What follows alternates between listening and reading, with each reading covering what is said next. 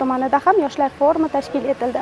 Ushbu forumda tuman hokimi va bir qator mas'ul rahbarlar ishtirok etishdi va yoshlar yetakchilarini o'zini qiynab kelayotgan savollar, qolaversa ularning muammo murojaatlari o'rganildi, qo'shimcha takliflar eshitildi va qo'llab-quvvatlandi.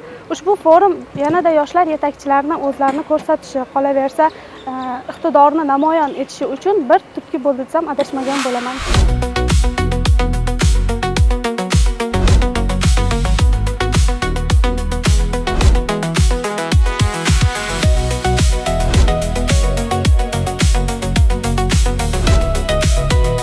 Bu yoshlar forumida yoshlar yetakchilarini qilgan natijalarimizni qadrlab, Yangiqayot tuman hokimi tomonidan bizga esdalik sovg'alar taqdim etildi. Albatta yoshlar siyosatida ishlayotganimdan juda faxrlanaman, g'ururlanaman.